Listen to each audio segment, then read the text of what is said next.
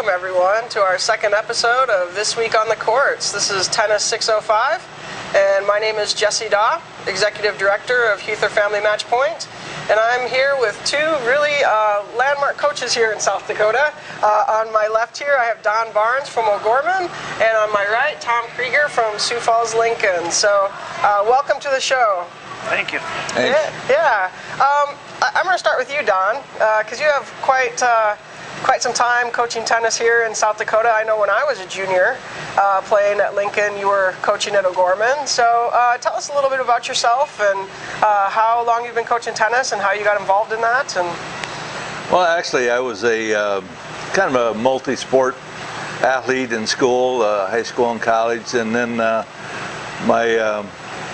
when I was about ready to go out student teaching, I saw a couple of good players down at USD and went over to watch them. I said, boy, this is looks kind of interesting, and that's kind of where I got involved in tennis. And from that point on, I just fell for it, full bore, and here I am today. So how long have you been coaching? Well, I started in the 70s. Actually started at Woonsocket. Got a team, brought a team to the state tournament. So, are there courts in Woonsocket? One court. Now there are two. Okay. But right. I was a basketball coach as well, and I told my guys that here's the deal: you have to go out for tennis. If you're going to play basketball, I did have a couple kids that played and got them going, and then after track practice, which in those days was kind of mandatory. Yeah. I got them out at the courts, and we didn't get last, but it was all played at McKenna Park at the time in the old cement courts, and that was fun. And then a couple of years later, I came to O'Gorman and took over that program, boys and girls as well. And so through the 70s, I got out of teaching, coaching in the 80s, and kind of watched my own kids play and got back into it in the early 90s, so over 30 years. Okay, so from when I was in high school was the early 80s. So you took some time away after that. Yes, I did. Oh, okay, Yeah. I didn't know that. Went into private business and got out of teaching, and yeah. So all went good. Okay, well, good. Yeah, well, I know a lot of people know Don Barnes and the legend and the legacy that you've created with O'Gorman Tennis. So we can talk a little bit more about that a little bit later. Sounds good. Okay. Tom, how about you? How did you get involved in tennis? I know you a little bit from juniors. We used to be in some of the same groups and stuff out at Wood Lake and stuff like that. So tell us a little bit about your tennis background and how you came to coach. Well, I grew up across the street from the tennis courts at Augie. My parents still live there, so it's kind of a deal where you look outside and see there's an open court and head over and hit with my brothers. And if the college kids ever kicked us off the court, my dad would go over there and say, give them their court back, don't beat up on these little kids. So I got started there and did the park program, with Chris Stummermuth and Randy Kokendorfer, and some of those old names were coaching back then. So they had teams at McKinnon and Terrace Park and Spellerberg and Augie and kind of all over, and just played through my junior years that way. I played at Washington. I think Don was coaching at O'Gorman when I was playing at Washington. So actually, I was his coach for a while at Augustana as well. So he had that privilege, and he was quite excited about it. Yeah, is that true? Was I? I don't remember that. But we all have different memories of things, I guess. Yeah. I think at Augie I had 4 different coaches in 4 years. Oh, did you really? Don was one. And Don, you were one of them, huh? Yeah, I had to do other things. The talent pool wasn't super great at Augie. Tom was, let's see, Tom and Rick Entwistle. Okay. Who's I've had his boys play at O'Gorman, and then after that it got a little thinned out. So Did it? Yeah. I kind of moved on. Yeah, had to go to greener pastures, so to speak. I was looking to go back to coach high school. Oh, okay. To the greener pastures of high school. Yeah. Huh? Let me ask you guys, this is just kind of a fun question from last week, okay? So last week was our first show, and Carol, who's usually my co-host, is not available this week, but she asked us about some tennis terms, and one of them was the whiff, okay? And so we started to wonder... And Don can go ahead and take that one. Okay. What is the whiff, Don? The whiff? Yeah. I'm not sure I've heard that term. Really? You've done it, though. The whiff would be missing a ball in my terms. Okay, yeah. So here's the extension of that. You know when sometimes people now swing and it gets stuck in the throat of their racket? Is there like a special name for that? I mean, that's got to be a special kind of whiff. I've never heard of it. Other than maybe you crotched it. That would be an appropriate term, I guess, but yeah. Doesn't sound real good. No, it doesn't. I think he's making that up. Yeah. Leave it to Don to come up with that one. Well, It's not going to go national, I can guarantee you that. Back with that Arthur Ashe racket, that probably happened quite often. Oh, yeah. T2000 too. Yeah. Jimmy Connors used that one. Well, I see it happen quite a bit now, actually, with the way that the frames have changed a little bit. And so I think, that might be a mission of Tennis 605 is to come up with, the official term of what's it called. That's about as good as you can get, I think. Yeah. So, Don, how many state titles, do you know? Team titles have you coached? Actually, O'Gorman, it goes a little bit bigger and beyond me. They have 32 combined state titles, boys and girls. I think personally I've had teams that maybe 17, 18. I think between O'Gorman and Lincoln, the domination is pretty evident. That's where a lot of the team titles lie. There's been some intermittent teams, but we're currently on an 8-year run with the girls. And I've really had some good talent there. And but I think Lincoln actually has a few more boys than we do. We have 12 boys state titles and I think 19 girls state titles. Okay. And it all started in 1971. And that's a lot of state titles. And that is. And it's not just, I think every coach that coaches in the state, their goal is to get on that podium, to be in the top 5, because you get a trophy for your school, and you get to go up in the podium with your teams, and that's kind of special, and that's always been my goal. Everybody thinks it's state titles, but it's just to maintain that program of, someone will think back, well, who won it 5 years ago? Oh, probably O'Gorman or Lincoln. And once you get that mentality or that thinking, then I think you get it going. And every once in a while you get some down years, but like to keep it up there as much as possible. Yeah, good stuff.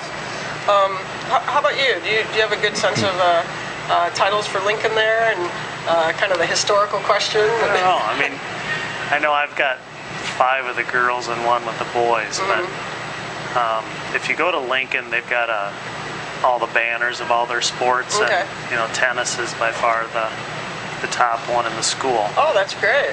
They've had real good luck with their track, with cross country program and some other programs as well, but tennis is the dominant by far. Yeah, let me ask you guys a question, and this is a little bit more about the value you see for your players when they come and participate on your team. Not necessarily the top players, but just well-rounded with your entire team. And either one of you can take this question first. What do you think are the biggest benefits of having your kids participate on your team? Go ahead. I mean, you look at the kind of kids that play tennis. They're your top shelf kids.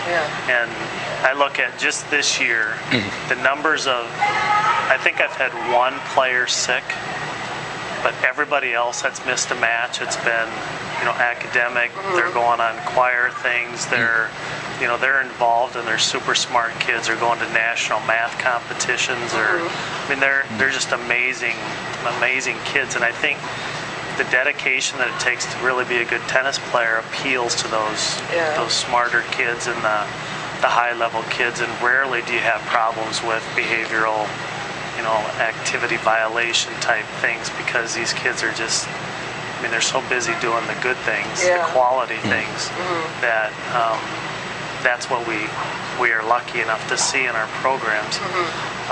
And what they gain from it is, it's a team sport, and yet it's very individual. You're out there by yourself for the most part.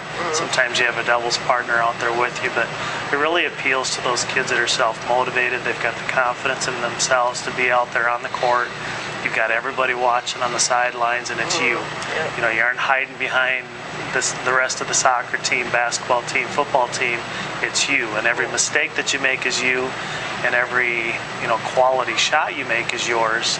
But that's a lot of pressure, and it appeals to a special type of kid that can handle that. Yeah, that's quite different than a lot of other sports that are offered, where if you're having a little bit of a bad stretch, your coach can call a timeout, you can get subbed in for. Right. You've got other players that can take your place, but that doesn't really happen in tennis at all. No, it's you for the duration of the match, and if you fall out, the match is over. You aren't subbing somebody in. In basketball, somebody rolls an ankle, and all right, Johnny, you're in, and the game goes on. But tennis, you're done. Yeah. So it's a unique sport that way. Yeah, it is. Good.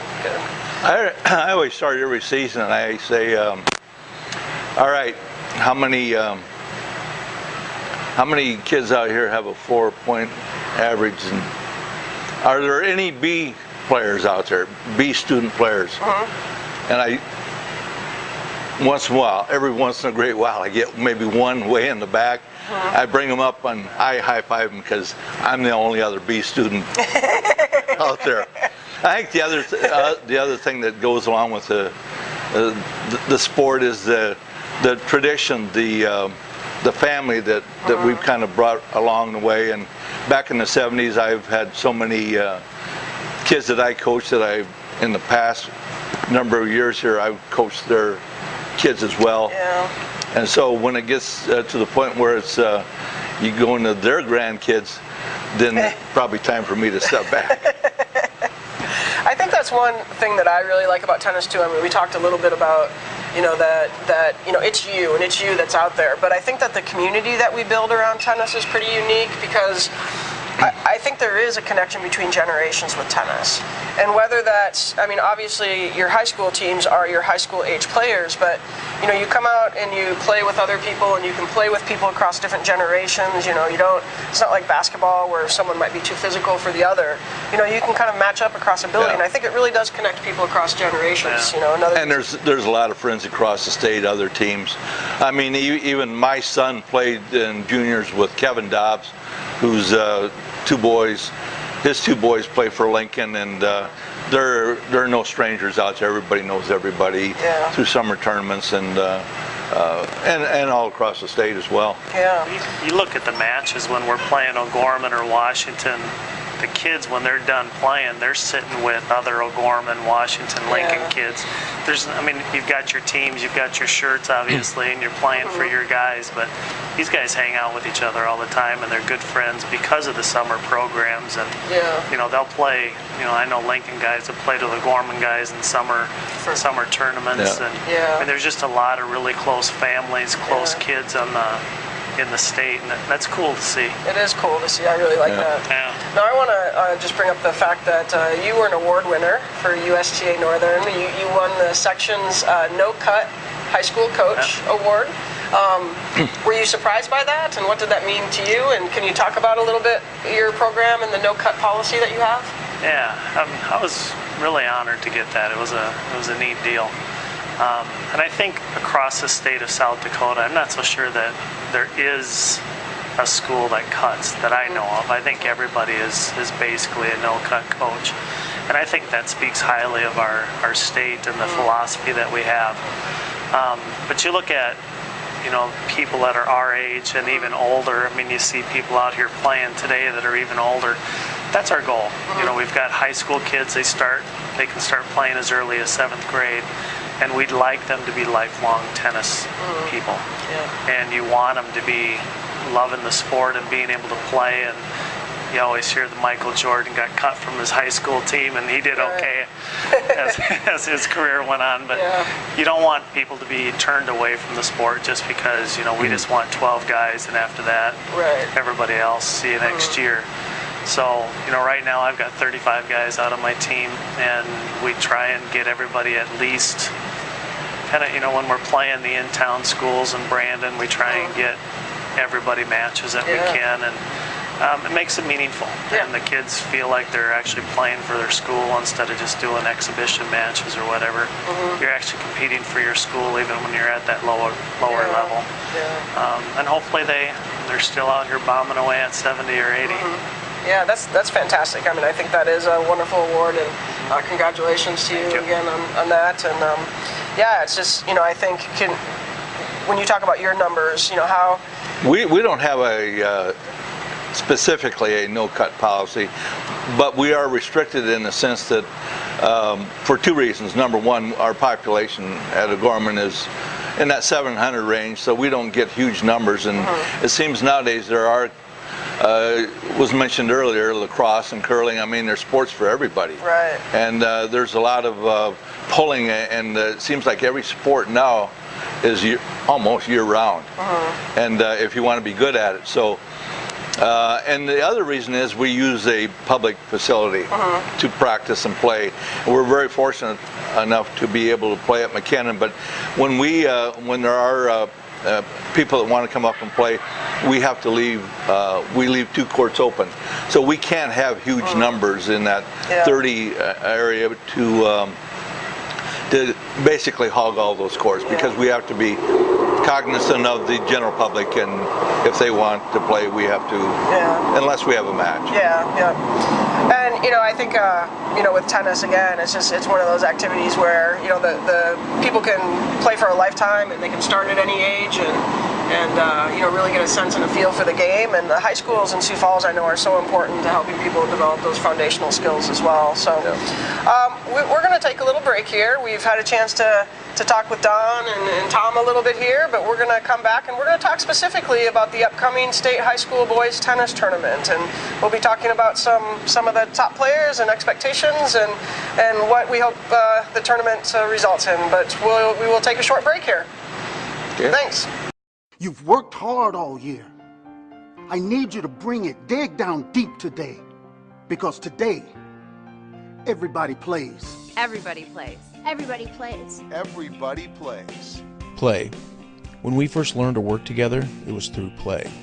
We learned social skills, give and take, freedom and teamwork through play.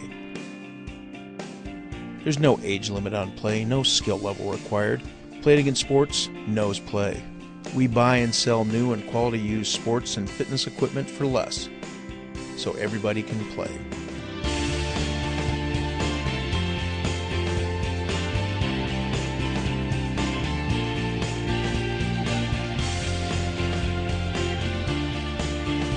Come on, let's play. You bet I play. Now it's time to play. Play It Again Sports. Play It Again Sports. Play It Again Sports. The official sponsor of All those that play.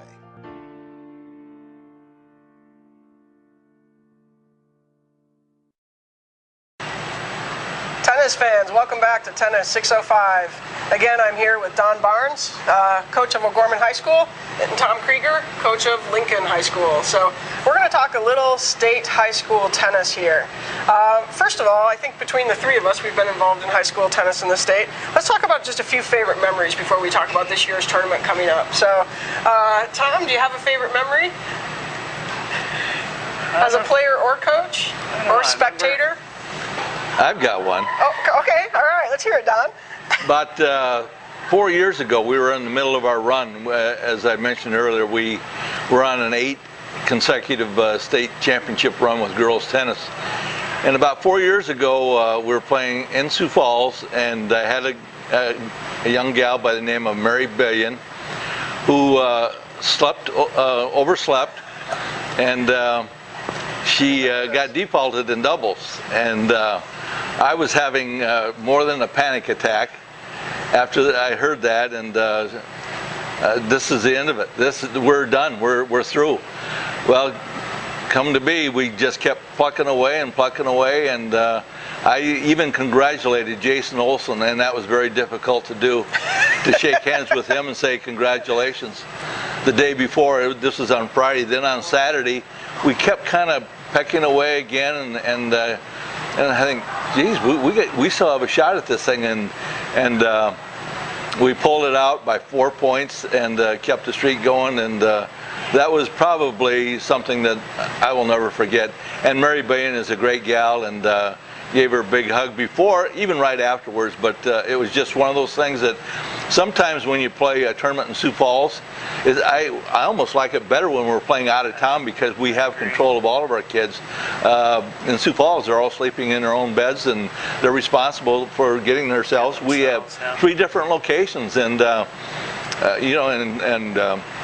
in the old days, Tim Mulhair from Yankton used to say that he put on 150 miles in one weekend just driving kids around at different locations, and it's difficult. But anyway, we got through it, and here we are. Yeah, I can just add a little bit to that because I was the assistant coach at Aberdeen Central at the time, and that was flight 3 doubles. Yes. And in Brandon.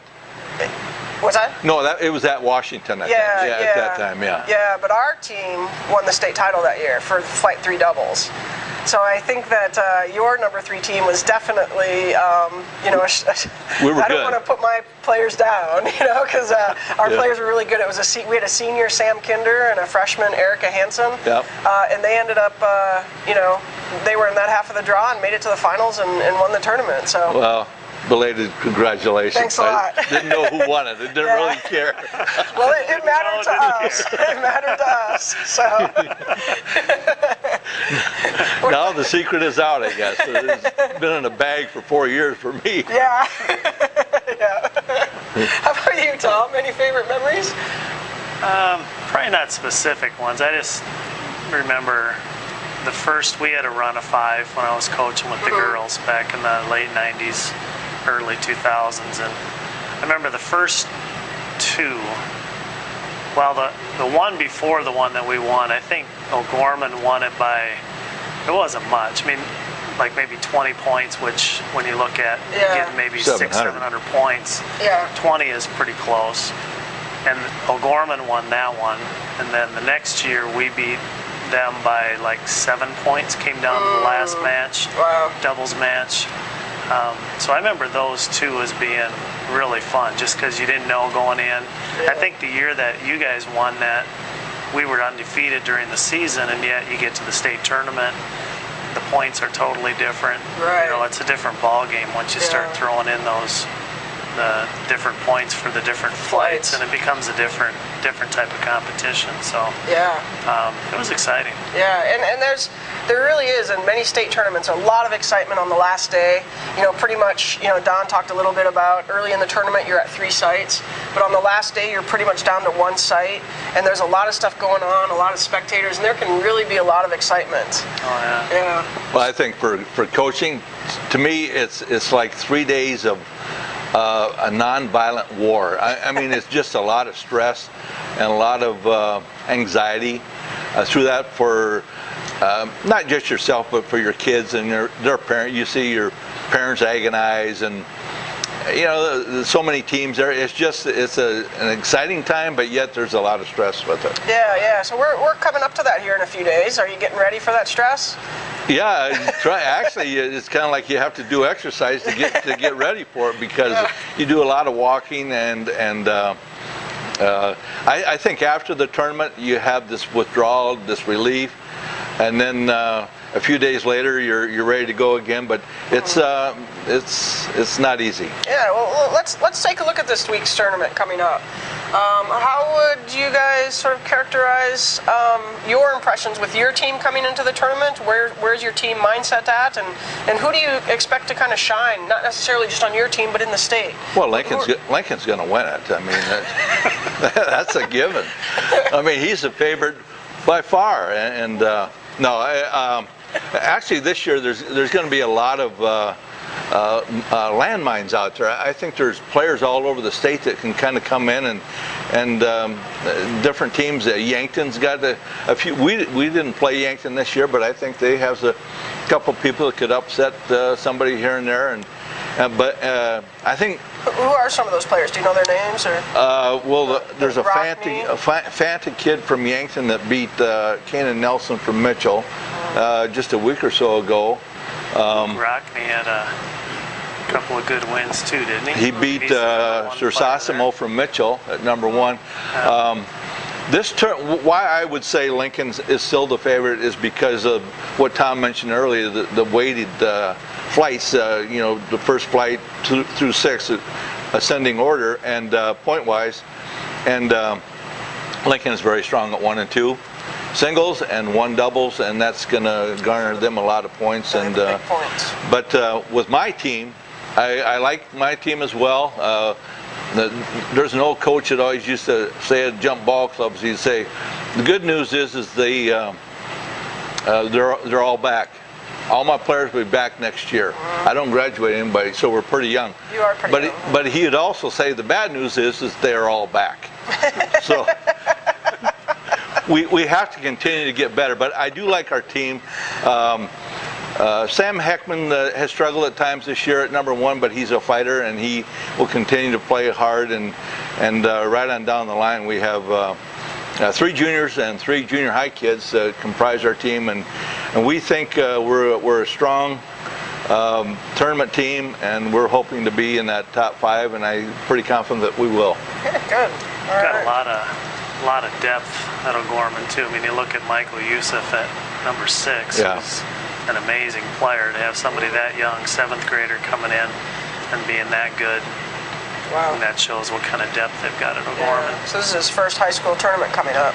Yeah, and but he's one thing about our especially Sioux Falls. It seems to be Sioux Falls and Rapid City.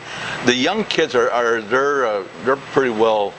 They've been around the block. Yeah. They're not summer tournaments. Yeah, yes. So our expectations, at least I expect them.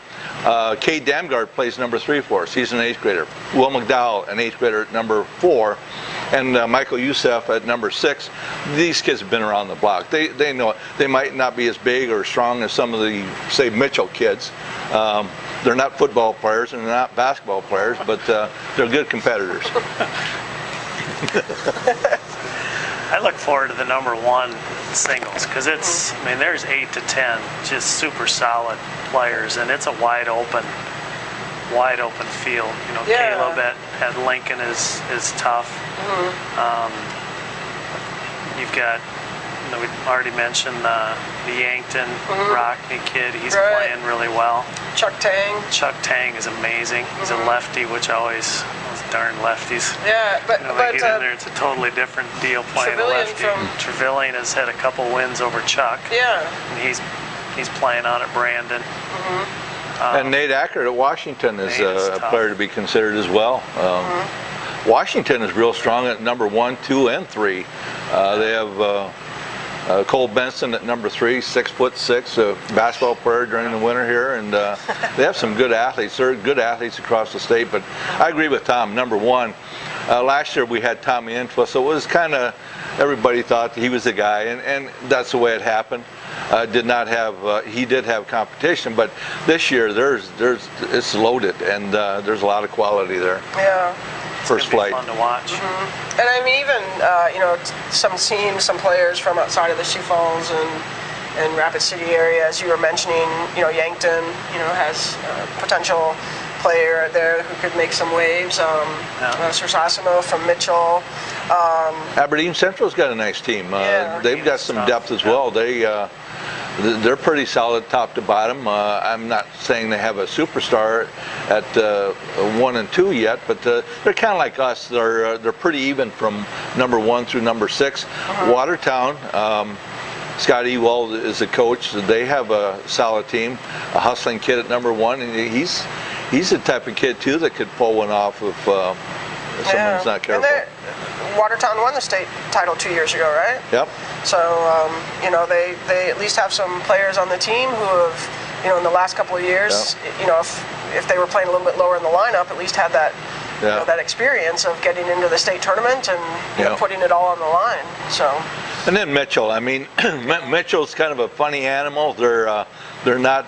They have a couple of tennis players in there, but they have some real good athletes that compete in other sports and do it fairly well. And they're kind of a strange. They're not known. Mitchell is not known as the tennis capital of South Dakota, but I'll give them credit. They put it together, a group of kids, and I think it started probably 5-6 years ago, and everybody kind of had their eye on. Yeah, this group is going to be pretty good. And they have Bo Brown. He's got about 5 cents worth of tennis strokes, but he's got a big heart, big game. He plays hard. very competitive. Sir Sosimo, a football and hockey player at number 1. And then Kanan Nelson, the football quarterback, and basketball player. So they're a solid team. They're very competitive. Yeah, let's talk about doubles a little bit. Do you see just generally any teams across the state that tend to be really strong in their doubles lineups? Their doubles teams are maybe exceeding the individual contributions of the singles players. Well, for us, I like to fire my doubles teams. You like to fire them? Tell us how you do that, Don. Or fire them up? Both. There are times I love them and there are times I hate them. We've been a little inconsistent, but I think the doubles lies with Lincoln solid at doubles, and then Mitchell is too. Mitchell, yeah, it's fun. You would think tennis is tennis, but doubles is a totally different game. Hard to control. Than singles It is. And you get kids, especially high school kids, that think that doubles is just singles with 2 guys on the court or 4 guys on the court, and they try and play it the same way. And we've got a lot of kids around the state that know how to play doubles. They're getting up to the net, they're pushing things. It's fun to watch really good doubles because you look at, as people age, we tend to play a whole lot more doubles than singles. It's just what most leagues are, and so to get kids at this age that really know how to play doubles is exciting to see them play. There's a lot of really good matches going on. And when you get to the state tournament, those doubles fights are actually worth more points. The number 1 flight doubles wins are worth more than the singles. Total, it's not. If you add up all the singles and all the doubles, but for each individual match, it's more points for number 1 doubles than it is for number 1 singles. So it's. I always tell my kids that in doubles, if you don't assume every ball is coming to you, you're not a very good doubles player. And it'd be like a rebounder in basketball. You have to assume that every shot is going to be missed. In tennis, in doubles, every ball is coming to you. And when there's 4 people, every ball is not coming to you, but you have to have that mentality to be a real good doubles player. And that's why it's so difficult for those young kids. Especially because in singles they're the only guy over there, so they got to run. They know what's coming. But that's the challenging part of it, and kind of like a fast break again. And comparing with the basketball, it's sometimes hard to control, and size does make a difference there. And take Mitchell. I mean, they got some big kids up there that they want to get to the net ASAP. So. Yeah, and a lot of times, you get those really athletic kids who are multi-sport athletes, and they do pretty well at the net. Absolutely. They get up there and they volley well, and they're quick, and they get good reactions. So, well, any other final thoughts on the state tournament coming up? What do you think? Are you excited for the tournament? Are you weather-wise? Are you pretty happy with what the forecast looks like? That's always an issue at the state tournament. And looking pretty decent, and yet you look at a facility like this, and I wouldn't mind coming indoors either. Now that we've got the 6 extra courts, it would be nice to. It's tough when you're spread out. You can't watch everybody at the same time. Right. But I wouldn't mind coming indoors myself. It's neat. It's a beautiful place. Yeah. Well, thanks for coming out. So appreciate it. So. Yeah, just excited about it, and like Tom said, covering 3 sites. I have myself and my wife as assistant coach, and there's 3 places and 2 people. So when the draw comes out, we'll probably select the most challenging first round matches for us, and she'll go one place and I'll go another place, and it could be that we may not be at the main course or main site could be all day the first day. Yeah, it's pretty typical to see coaches kind of right with their cell phones, and you think that maybe they're not paying attention, but actually they're getting updates from the other sites and sending updates and things like that. So it's a pretty crazy time. Yeah, you have to get a couple parents you can trust and not lie to you on what the score is on the site that we can't cover. So last year at the boys state tournament, I had to come back to Sioux Falls because my daughter was graduating from Augie, so I wasn't there the last day. So I was sitting there at my daughter's graduation, and one of my players wasn't a varsity player, brother of Akshay Chowdhury. He actually sent me over 90 texts. Oh my goodness! While I was sitting there, because I said every changeover, I want to know what the score is on every court. So we're sitting there watching this graduation supposedly, and my mom's on one side, my wife's on the other side. What happened now? Did you win it? Did you win it?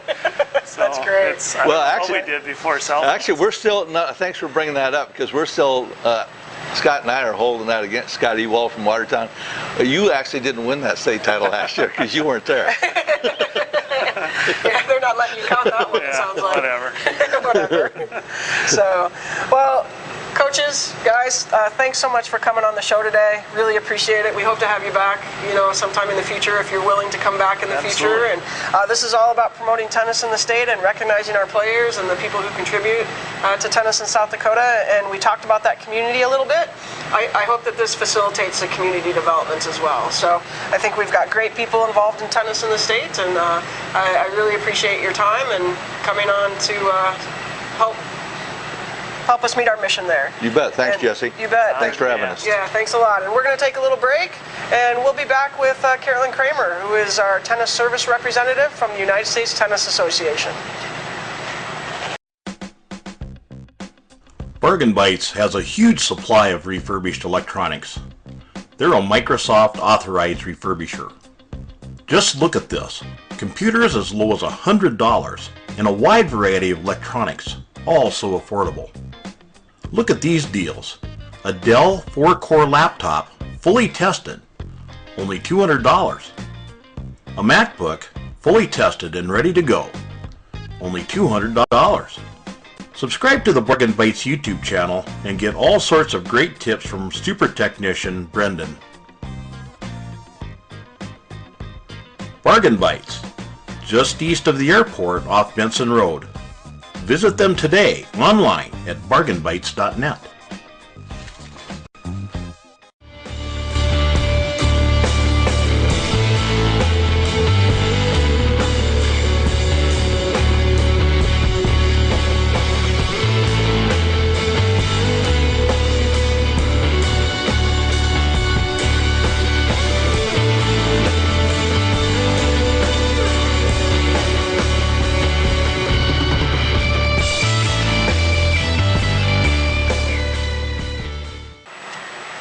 Welcome back, everyone, to Tennis 605. We just had visits with Don Barnes, the coach of O'Gorman High School, and with Tom Krueger from Lincoln High School, the coaches there. We have the state tournament coming up. But we also have a special guest in town. She's getting ready to head out, but she's been here for a few days. Her name is Carolyn Kramer. And Carolyn is the tennis service representative for North Dakota and South Dakota, and that is for the United States Tennis Association. And we're in the northern section here, which is Minnesota, North Dakota, South Dakota, and part of western Wisconsin. Right. And you're a part of that staff. I am. How would you characterize your job? Well, it's a fascinating job. It's quite diverse, I would say. So I travel around quite a bit, like you said. So I'm covering North and South Dakota, and even part of Minnesota, because I do live in Moorhead, Minnesota. Okay. So on the road quite a bit, covering everything from schools, because we love to see tennis in the school. So working with PE teachers, even the coaches, working with the Parks and Rec folks, helping them staff up. Sometimes they're looking for a coordinator or some staffing, so helping them there. And then when the staffing is set up, then helping with the training, and whether it's resources or on-court training and things. So helping with that. We have tennis on campus. We have, of course, the tournaments. So running around, especially in the summer, getting to as many tournaments as we can. Really being a resource to these folks. And if I can't be there, getting them information. So it's a lot of email, a lot of FaceTime when you can, but yeah, very diverse. Yeah, it's a pretty big area to cover all of North and South Dakota. It is. It is, a yeah. lot of miles. Yeah, That's true. So you have a pretty neat car. It's got like the big USTA logos on it, and people of all ages and sizes and backgrounds playing tennis. Yeah. Do you get a lot of stairs in that car? Definitely. Yeah. I love it. Yeah. Some people think, how can you stay on driving?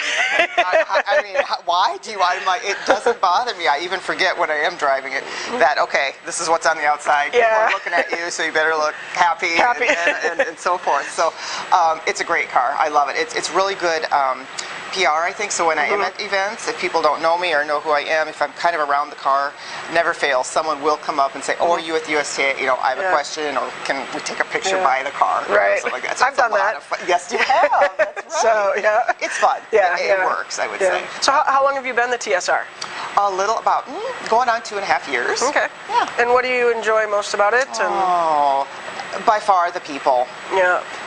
people who are in the game for tennis, it's the people that I've met around there, and that I continue to meet, and the relationships. I mean, that's how you and I met. When I was a volunteer, and we were on the CTA committee, and so the relationships are great. I have kids who play, and so just the relationships through that, and talking to other parents, and the joys and the concerns and things that come through that. So definitely the people, and the learning curve. I always say too, the minute I stop learning in my job, it's going to get very boring for me. But there's so many different pieces that you can just keep growing in the job. Yeah. Well, great. So you live in Moorhead. I do. And then, so when you're working both North Dakota and South Dakota, you said a lot of emails and a lot of traveling. Do you try to kind of condense your trips? Do you try to, just tell us a little bit about how that works. Yeah, definitely try.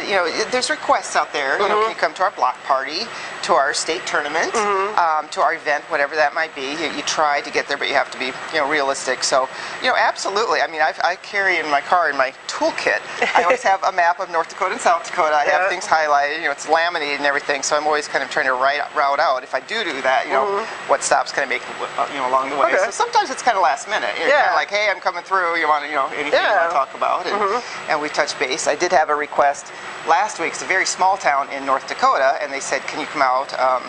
Very small town, wouldn't normally be on my route necessarily, but because then I got another, someone was having a block party in a different town nearby. I thought, well, then I can justify that trip. It was great. Okay. Good folks. Well, when someone says South Dakota tennis to you, what does that make you think of? It's so interesting. It always comes down to perspective. So from my perspective, I would say active. Okay. Now, someone in Florida or California is probably thinking, seriously. They play tennis in South Dakota? I have gotten that before. I've gotten that too. At a conference, I did. Do you have courts? Yep, I seriously they have tennis there. Yeah, I would say active. There's so much going on, and every community has its own personality and kind of its own, what they've got going on. And, there's a lot going on. Yeah. And so I can see in bigger metropolitan areas, states, regions, where they think it's sleepy, but from my perspective, we've got a lot happening. Yeah. It's exciting. Yeah, last week on the show, we actually ran through all of the communities in South Dakota that have CTAs. And can you talk a little bit about what a CTA is and what role it plays? Certainly. CTA is a community tennis association, so that would be your grassroots organization. It is recognized through the USTA as an organization, and they're really the folks who are volunteering. And these aren't the paid positions, and but they're running programs, they're writing grants, oftentimes on court, doing the coordinating of things. And there again, my head's just thinking about all the different, and that can look so many different ways. Right. There's really no right or wrong, but there's so many unique structures, aren't there? Yeah, that's what I'm just thinking of. The examples. A lot of diverse ones out there. Some run the Parks and Rec programming, right? For the city. Others just help support. If there's an event in town, well, we're going to help staff, and we're going to bring food, and run things that way. So vital to the game. Yeah, very key for the game to support whether the clubs or the programming. It can be so much fun too. Yeah. It can really be fun and bonding time. Oftentimes, not always. It's maybe parents who have kids playing, so it's kind of a way of getting together, or some retired folks perhaps, who want to give back to the game. A lot of opportunities for there. Yeah, you really see a lot in terms of that uniqueness, and you see all different ages and all different people, different types of people coming together to try to support the game in their communities. Yeah, that's really neat. We were talking in the earlier segment a little bit about, just even in the state of South Dakota, how it is such a community of tennis people. I mean, Tom, the coach at Lincoln, was saying, you go to a meet or a tournament or a match, and oftentimes between matches you see the players from different schools sitting together and the parents from different schools, having conversations and touching base. And so, I think that's one thing that's really neat about tennis is community. I do too. Yeah. I would agree with that. Yeah, and especially like you even say, when they are with different schools and you're still seeing them, it can be a small world sometimes. Yeah. And even as you're traveling out there, the people, who know each other and the relationships that it forms. Yeah, really a lot of fun. So, so do you? I know that the USTA office is located in Minneapolis. Do you go to trainings and things, either in Minneapolis or other parts of the country as part of your job? Good question. I do. I do get to the cities, to the Twin Cities, the Bloomington office occasionally. It's always a treat when I get to see my colleagues because I do office remotely, and so get a lot of email and conference calls and things. So FaceTime is always good. I do get out to conferences. The USTA has a national conference. It's actually several national conferences that I get to. It's a wonderful time. Fabulous. Information, industry, info, and then just again the connections. Yeah. So for instance, there's I don't even know the number now, maybe 60-some TSRs that the USTA has. Throughout the country. Right, throughout the country. So I've had one meeting so far where we all sat down in the same room. Oh, wow. Only one. And just to hear, you're talking to people from, South Carolina and Texas, and just, all of those different, different regions. Is there a TSR that covers as much landmass as you do? I would doubt it. I highly doubt it. And to be honest, some of those markets, I can't even relate to it. LA has like 5 TSRs. Yeah, right in that community, right? Right. Right in that metropolitan area. My territory is 20-mile radius. Yeah. And they're packed, just so it's very different. Yeah, it's a different world, isn't it? Yeah. We ought to figure out how to brand our frontier tennis or something, Be like frontier tennis. Maybe you're getting something started right here. Yeah, maybe. I don't know. Grow. Yeah, we'll see. So, well, good. Any other sort of thoughts? This is your first time on the show. I hope you come on. This is fun. Is it fun? I would like to do more. Yeah, I would. This is great. Yeah. Do you have any questions for me? Sure. Yeah, okay. So, because our topic here is this TSR, tennis service rep role. Yeah. What do you see in the tennis service rep position or role? Yeah, you know what? I look at the TSR as someone to really rely on and lean on and, get information from. Like if I need help with, how do I do this, or how could I contact these people, or I think, actually I contacted you and Christine in the main office to see what are all the South Dakota CTAs, where are they, who has a CTA, and so I got that list, and, so it's a resource. It's primarily a resource, and be able to get information and do things, and I mean, beyond that, I think as far as you being TCR or TSR, we've gotten to be such good friends, and so, for me, it's just, when I get to see you and communicate with you, it's more for me the personal now than it is the professional. So, that's how I see the TSR role, and I think it's great that the USTA has those, and I hope that everybody out there knows how to contact the TSR and to use the resources that you have, because it really is all about growing the game, and when we're putting those efforts in to grow the game, I mean, I don't know about most people. I think most people probably think the same way I do, that with the time that we put in, we want to get as much out of that as possible. So we want to do things the smart way. We want to do things efficiently, and what better way to find out what those smart and efficient ways are than to network with other people, and the TSR I think is central in that picture. So what are other people doing? Yeah. How are they having successes? What and kind of being the middle of that, the cog in the wheel, so to speak. To spread all that information, collect and spread the information. Yeah, and that's a great point, and I can encourage anyone, in the area to contact me with any kind of question. If I don't have it, I can go find it. Kind of thing, and just help out. So that's what I'm here for. You don't need to be a tennis pro or a coach or that kind of thing. Just anyone, right? Anyone, absolutely. How do people contact you? Well, they can contact me at my phone, is always good, 701-238-1515, or my email is kramer@northern.usta.com. Great. Yeah. All right. I'd love to hear from everyone. Fantastic. Yeah. Thanks for having me on. Carolyn, thank you so much for coming on Tennis 605, and I hope that this is the first of what will become many visits for you. Me too. On the program. So, thank you. That's it for us this week. We want to thank everyone for watching. We got a lot of stuff happening in tennis in South Dakota right now. The boys tennis tournament's coming up here in Sioux Falls starting on Thursday. Come on out and check it out. Keep up with what's going on online, and hey, we'll keep swinging until we see you next time. All right, thank you.